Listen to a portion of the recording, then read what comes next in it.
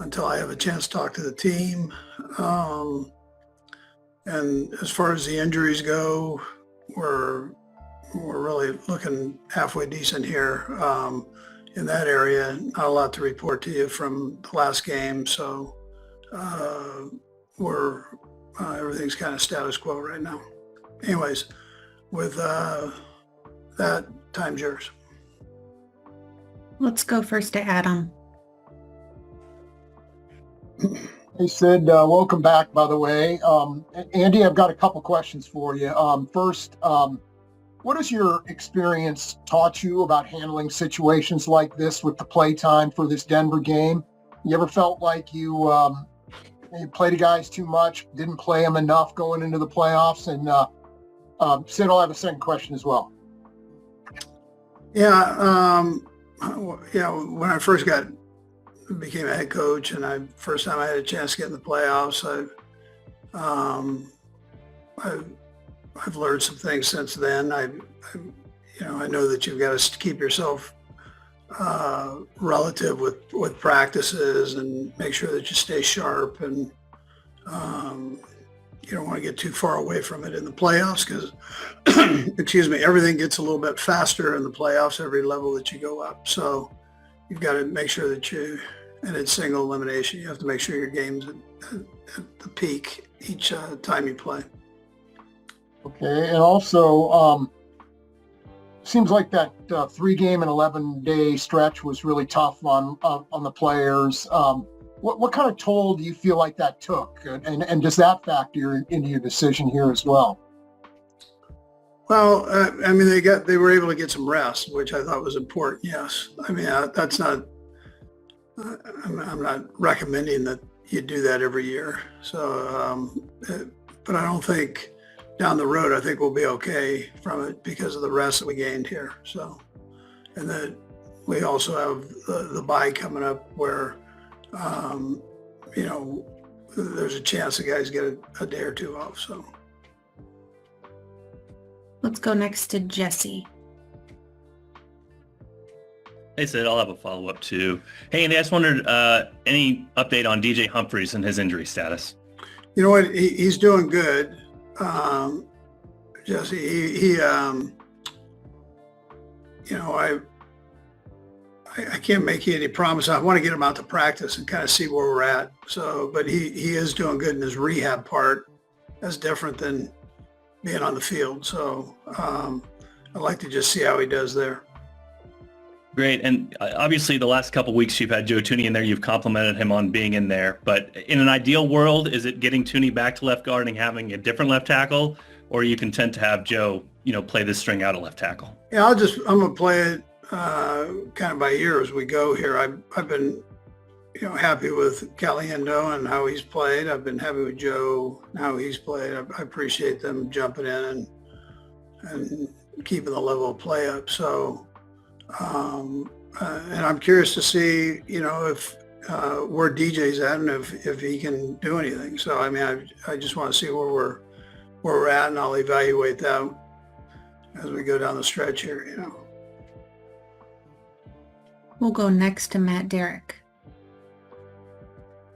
Hey, Coach, 2 questions, but the first one's kind of a housekeeping question with some of the longer-term injuries.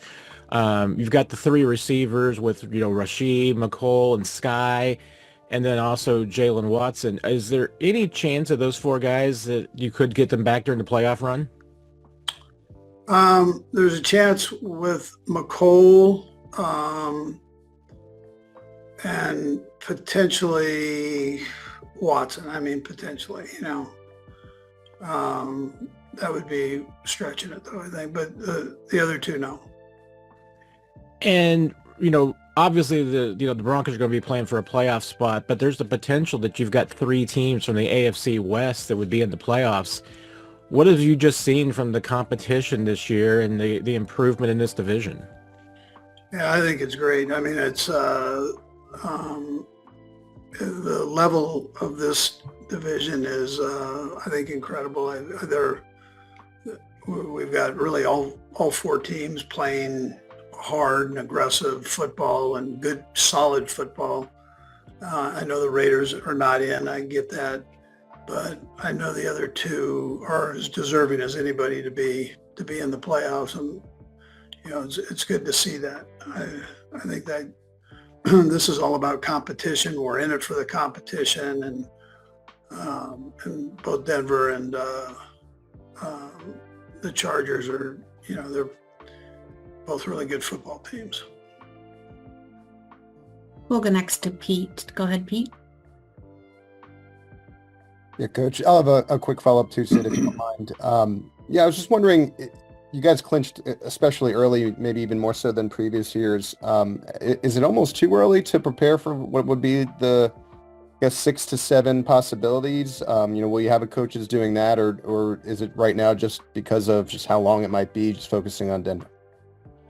Yeah, well, we're focused on Denver right now, and making sure we've got a good game plan together for them. There'll be a time when we look at the other group. Right now, we're preparing for Denver, we'll hit all that other stuff later here, another date. And you said you'd announce the play time as we go, but regardless, just curious on Carson, what you've seen in the past year, and your thoughts on him being a potential starter in this league, maybe in 25. Yeah, listen, I'm one of his biggest fans, so I liked him coming out. I liked what he did before he was banged up there in Philly, and I liked what I saw last year from him for sure. So with his start with the Rams, so I like what I've seen here, which is, I'm glad I've had the opportunity to see him here. Selfishly, I'd like to keep him, but I don't think that's going to be possible. He should be starting in the league somewhere. That's what he should be doing by his ability and the way he goes about his business. He's so structured and disciplined that his study habits, his work, all those things are just top notch. So, yeah. Okay, we got 2 more. Let's go next to Todd. Hey, Coach, I've got a couple quick ones. First, from Christmas, I couldn't quite tell. I wasn't at the game on the replay when Xavier got penalized for the celebration. It looked ambiguous to me what was going on the screen. Did you talk to him about that, or did you get an explanation on what the penalty was for there? Yeah, I think that's out there, Todd. But I guess it's pulling your shirt up to show a weapon or something. I don't know. But I don't really know about all of that. I know they were like shoveling snow and doing that or whatever. So I don't know where the other part came in. I don't know that. And the officials, you guys, though, were coached up on that, so they didn't hesitate on it. And you guys, generally speaking, when you've had these games in the past, you're choosing your playing time.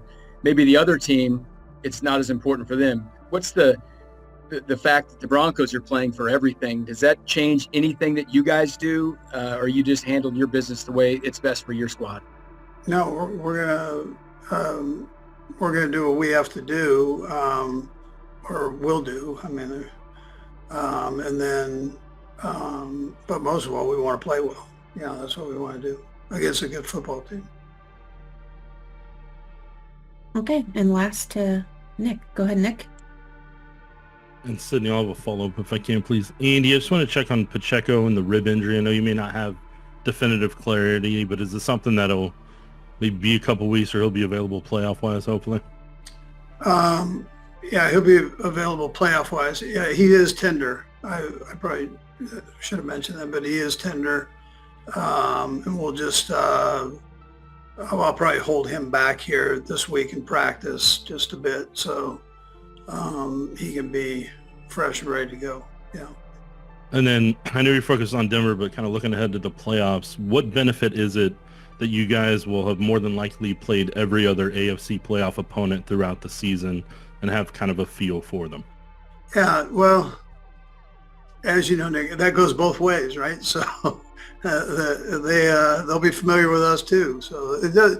You get to this level, it's single elimination. There's so much parity going on, and you've got to, you got to play your best football. I mean, that's really the deal. And it doesn't matter which one of the teams. I mean, they're all good, and you've got to make sure you play well. So that'll be our main focus on playing well and making sure we're sharp, and then we'll dig in here on these different scenarios that go on. You guys are probably more familiar with those right now than I am, but it's we'll dig in on whoever. It's not just one team. You've got a group of teams you're gonna have to look at and study. But for right now, Denver's got our attention, and so that's kind of where we're at right this minute. Thanks, Coach. That's all we got for you. Okay, thank you. In a move that's sending shockwaves through the entertainment world, Taylor Swift has decided to leave her New York City home base to embrace a full-time life in Nashville, Tennessee. According to an insider speaking exclusively to DailyMail.com, this major decision is deeply tied to her blossoming relationship with Kansas City Chiefs tight end, Travis Kelce. Swift's decision to relocate marks a significant shift for the pop icon, who had long favored the hustle and bustle of NYC. While the singer owns properties across the U.S., from Rhode Island to Los Angeles, her move to Nashville signals a desire to establish roots in the ground for her future. The source explained, Nashville is the place where she started her career. And this is all coming full circle. They both love the city. It is beautiful and offers them the peace and tranquility they need. The couple, who began dating in September 2023, have been inseparable, with Swift making regular appearances at Kansas City Chiefs games. Her move to Nashville puts her just a 90-minute flight away from Kelce, sparking further buzz about the pair's future. They've discussed moving in together full-time, the insider added. When the time comes to start a family, Nashville seems like the perfect place. Fans are also speculating that the move could be linked to an engagement after sharp-eyed followers spotted a curious detail at Swift's recent birthday celebration. A blurred photo of her left hand from the party ignited theories that she might be hiding an engagement ring. While Kelce remains focused on his NFL career, sources suggest he may retire after the 2027 season if the Chiefs win a third consecutive Super Bowl. He's considering what's best for their future together, a source shared. As for Taylor, she put on a leggy display in a black mini dress which she paired with a long, black coat that had sparkling, silver embellishments embroidered throughout the warm material. While the football star's outfit may have oozed confidence, UK-based body language expert Judy James has revealed to DailyMail.com that Travis did not seem at ease during the outing. Judy noted that the athlete seemed to show some signs of awkwardness or anxiety, days after a source told DailyMail.com that he's facing pressure from his family to ask Taylor to marry him. His hand clasp with Taylor shows his hand firmly on top and their fingers meshed, showing closeness, but his free hand seems to touch his stomach and move about in a way that suggests he feels under pressure, she explained. His teeth looked clenched and his head is bowed at times, which is an unusual attempt to hide from the press from a guy who normally loves the attention. Taylor looks confident and sociable here, but Travis seems to be in a contradictory state. So, the question is, why the apparent anxiety? If he is on the brink of proposing, these symptoms would fit, but they could also occur from a man who's avoiding commitment while under pressure to propose. Judy added that Travis upped his game in terms of the kind of gentlemanly rituals like he did early on in their romance. The past few days he seems to be hopping round Taylor again, using touching and steering rituals to suggest he wants to treat her like a princess, she said.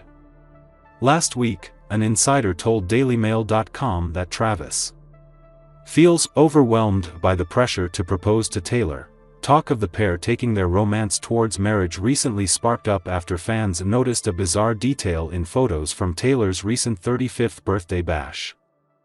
Week 18 of the NFL sees the Kansas City Chiefs already clinched for the playoffs, with a tough trip ahead to Denver to face the Broncos. Looking ahead to the most important challenge, the playoffs, HC Andy Reid hopes to have a key player for Patrick Mahomes, who is recovering favorably from an injury. In recent days, DJ Humphries has been dealing with a severe hamstring injury that not only caused him to miss a significant amount of practices but also kept him out of the last game against Pittsburgh.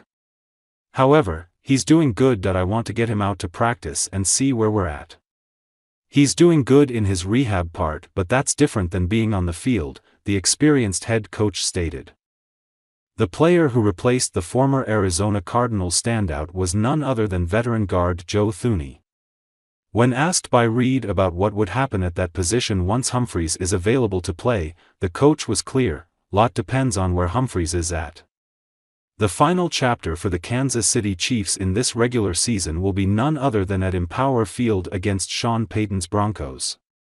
The realities for both teams are very different, as those led by Patrick Mahomes are calmly awaiting what's ahead, while Denver absolutely needs a win to secure their spot in the playoffs, the comfortable position in which the Chiefs find themselves in the final week of the NFL season gives Andy Reid the opportunity to rest his top players, allowing them to be in the best shape possible for the playoffs.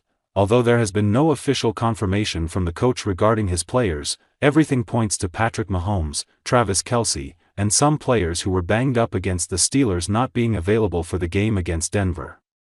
At least that's what journalist Jay Glazer reported. They're not playing any of their starters, Glazer said on Fox NFL Sunday. Anybody who's banged up. Anybody like Patrick Mahomes, Chris Jones. If you've got a hangnail and you're a starter, you're not playing for Kansas City. They want to make sure they go into the playoffs healthy. The Kansas City Chiefs are in the middle of a historic season. They are 15-1, the most wins in franchise history, and have already secured the AFC West title and the number 1 seed in the playoffs. They have one more game to play this season on Sunday against the Denver Broncos. However, there's a strong belief that since the game has no playoff implications, Kansas City could look to bench a few key starters.